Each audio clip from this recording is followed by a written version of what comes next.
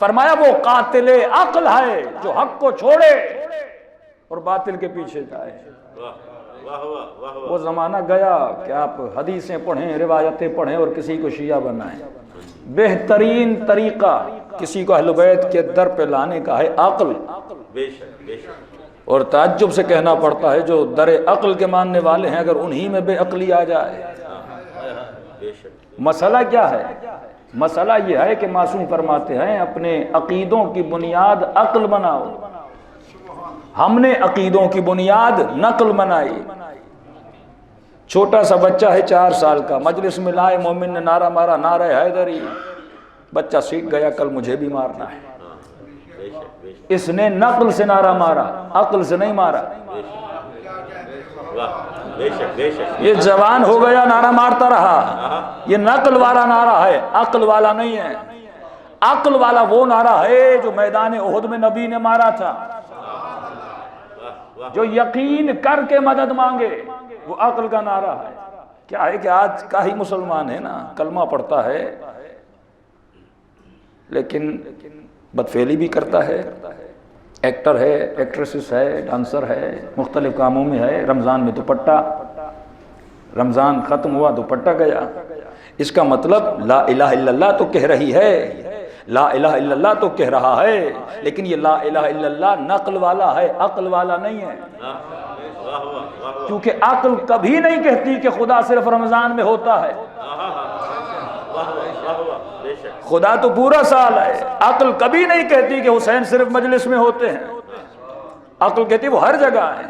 تو وسلموا تسلیما کا مطلب مسلمان نے سمجھا نہیں، اس نے صرف نقلاً لا الہ الا اللہ کہا، اس نے علی کو مجلس سے لیا، بچپن سے سنتا ہوا۔ یہ جھگڑے ہوتے کیوں؟ جب مجتہد فتویٰ دیتا ہے فلاں کام نہ کرو، مومن لڑ پڑتا ہے، بچپن سے کر رہا ہوں۔ اچانک کہہ رہے چھوڑ دو، بچپن سے کر رہا ہوں، یہ میرے وجود کا حصہ بن چکا ہے۔ بھائی دین عقل پہ چلتا ہے، دین نقل پہ نہیں چلتا۔ اگر خدا نقل کی بات کو مانتا تو ان بت پرستوں کا کیا قصور تھا جو بچپن سے بت پرستی میں تھے؟ تبھی معصوم فرماتے جب قیامت کے دن خدا لائے گا کسی مسلمان کو اور کہے گا بتا تم نے مجھے سجدہ کیا تو کیوں کیا؟ اگر جواب یہ ملا خدا تمہیں اس لیے سجدہ کیا کیونکہ میرے ماں باپ کرتے تھے، میرے آبا و اجداد کرتے تھے، فوراً خدا بت پرست کو لائے گا، بتا تو نے بت کو سجدہ کیوں کیا؟ وہ بھی کہے گا میرے ماں باپ کرتے تھے، میری سوسائٹی کرتی تھی، میرا معاشرہ کرتے تھا۔ خدا اب اس سے کہے گا تو بتا کروں تو کیا کروں؟ جواب دونوں کا ایک ہے، اگر اسے جزا دوں تو تجھے بھی دینی ہے، اگر تجھے سزا دوں تو اسے بھی دینی ہے، کیونکہ دونوں نے نقل سے مانا ہے، کسی نے عقل سے نہیں مانا۔ یہی تو معیار ہے کہ علی کو ہم نے اگر امام مانا تو عقل سے مانا، اگر نقل سے ماننا تھا تو پہلے خلیفے کو مانتے، دوسرے کو مانتے، تیسرے کو مانتے، کیونکہ وہ قبائل کی رسم پہ بنے تھے۔ لیکن ہماری عقل تسلیم نہیں کر رہی تھی کہ ہم کسی جاہل کی جگہ پہ۔ عقل کیا کہتی ہے؟ میں نوجوانوں کو ایک جملہ کہتا ہوں، میں تو اگر کوئی کہے کہ علی کی امامت کو چھوڑ دو تو ٹھیک ہے، چھوڑنے کے لیے تیار ہیں، ہم علی کو آج کے بعد امام نہیں مانیں گے، لیکن جو یہ کہہ رہا ہے اسے ایک سوال کرو کہ علی کو امامت سے ہم ہٹا دینے کے لیے تیار ہیں، آج کے بعد جسے کہو گے امام مانیں گے، لیکن کسی ایسے کو امام بنا جو کم از کم علی سے بہتر ہو۔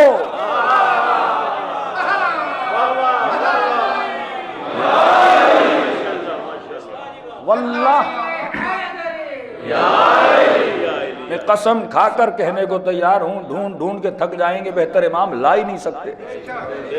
ہر مسلمان مانتا ہے کہ میدان جنگ میں کوئی نہ بھاگا تو علی ہے، کوئی جو علی سے زیادہ شجاع ہو؟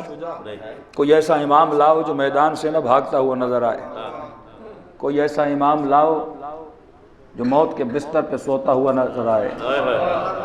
ایسے کو ہم امام کیسے مانیں جو غار میں روتا ہوا نظر آئے؟ ایسا امام لاؤ جو سلونی کا دعویٰ کرتا ہوا نظر آئے۔ ایسے کو امام کیسے مانے جو بیٹی سے مسئلے پوچھتا ہوا نظر آئے؟ بھائی یہ عقلانی باتیں میں حدیث میں نہیں جا رہا، میں روایت میں نہیں جا رہا، یہ تاریخ کے قصے ہیں، تمام تر مسلمان مانتے۔ فاتح خیبر کون؟ فاتح خندق کون؟ خود کہتے ہیں علی اگر تم نہ ہوتے تو ہم کرتے تو کیا کرتے؟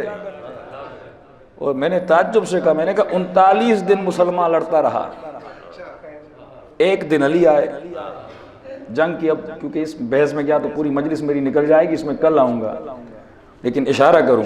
ایک دن علی آئے، جب میرے آقا آیا ہوں تو چلو پڑھ ہی لوں، صلوات پڑھے محمد والے.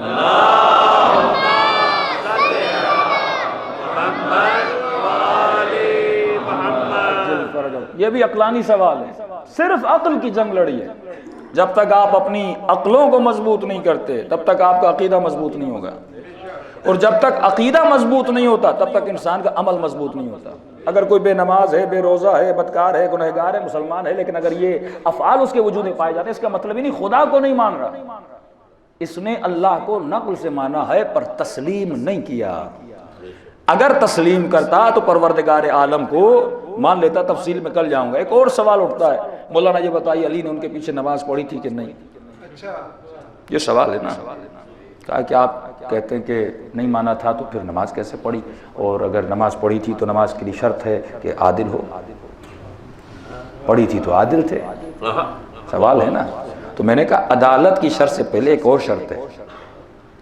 نماز کس کے پیچھے ہو سکتی ہے؟ ہاں عادل تو میں نے بتایا نا، آپ بھی کچھ بتائیے نا. مرد کے پیچھے ہے. کیا کہنے واہ ماشاءاللہ. کس کے پیچھے ہوتی ہے؟ مرد کے پیچھے. میں نے کہا 40 دن کی جنگ دیکھ لو، مرد کون تھا؟ اگر مرد تھے تو علی نے پیچھے نماز پڑھی ہوگی، اگر نہ تھے تو علی نے، کیونکہ شرط ہے. صحیح بخاری لکھتا ہے غدن لاتین رایتن رجلن، نبی نے کہا کل میں علم اسے دوں گا جو رجل ہوگا. اب قرآن کھول کے دیکھیں خدا نے کس کس کو رجل کہا. صفات اللہ نے خود، میڈیکلی رجل اور ہے، نبی کی نگاہ میں رجل اور ہے. کہا کل علم اسے دوں گا جو رجل ہوگا، جو مرد ہوگا. صحیح مسلم نے لکھا کرارن غیر فرارن، پھر صفت بھی بتائی، ایسا مرد جو کرار ہو، ایسا مرد جو فرار نہ ہو، بھاگنے والا نہ ہو. تو پتہ چلا اس میدان میں ایک ہی مرد تھا جس کا نام علی تھا.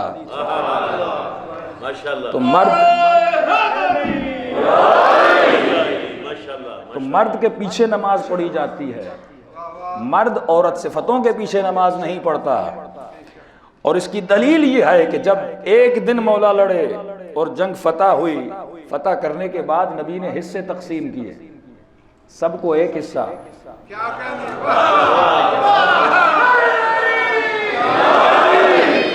علی کو 2 حصے ملے، ایک حصہ. علی کو کتنے؟ 2 حصے ملے. بھائی 39 دن جنگ لڑنے والے فوجی نے اعتراض نہیں کیا کہ میں 39 دن ڈیوٹی پہ تھا، یہ ایک دن آیا، اسے 2 حصے دے دیے اور ہمیں ایک حصہ ملا. ان کی خاموشی بتاتی ہے ان کو پتا تھا عورت کا ایک حصہ ہوتا ہے، مرد کے 2 حصے ہوتے ہیں.